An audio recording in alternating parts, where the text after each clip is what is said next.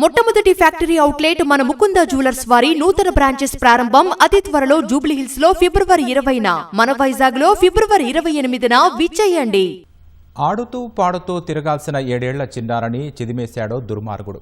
ముక్కు పచ్చలారని పసిపాపపై అత్యాచారం చేసి ఆపై నీటి డ్రమ్ములో ఉంచి హత్య చేశాడు. మదనపల్లెలో జరిగిన ఈ దుర్ఘటన రాష్ట్రాన్ని ఉలిక్కిపడేలా చేసింది. నిందితుడిని అరెస్టు చేసి తీసుకెడుతుండగా తమకు అప్పగించాలంటూ స్థానికులు ఆందోళనకు దిగారు. దీంతో తీవ్ర ఉద్రిక్తత నెలకొంది. బాలిక తండ్రితో ఫోన్లో మాట్లాడిన ఏపీ హోంమంత్రి అనిత బాధ్యులపై చట్టపరంగా చర్యలు తీసుకుంటామని హామీ ఇచ్చారు.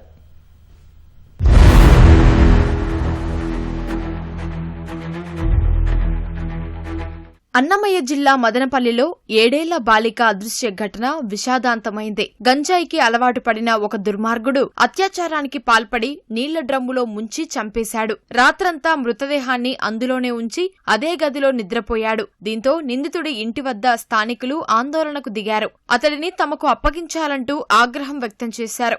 అప్పటి వరకు చిన్నారి మృతదేహాన్ని కదపనిచ్చేది లేదంటూ సాయంత్రం వరకు ఆందోళన చేశారు. అన్నమయ్య కూడలి వద్ద బాలిక తల్లితో పాటు స్థానికులు పెద్ద ఎత్తున ఆందోళనకు దిగారు. కడప ఎస్పీ నచికేత్ విశ్వనాథ్, అన్నమయ్య జిల్లా అదనపు SP Venkatadri, Madanapalle sub collector Challa Kalyani అతి కష్టం మీద బాధితులకు సర్ది చెప్పారు.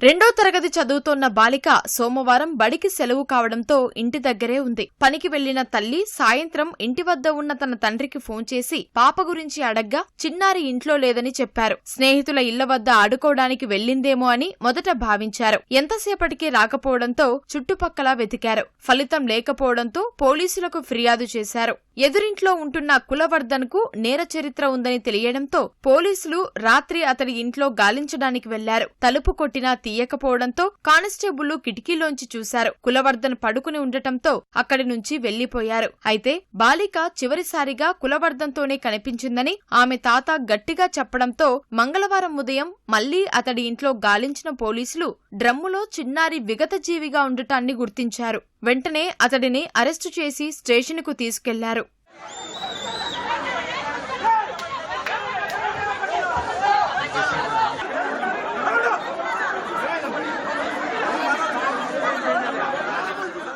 కులవర్ధన్ గంజాయికి మద్యానికి అలవాటు పడ్డాడు. అతడికి నేర చరిత్ర కూడా ఉంది.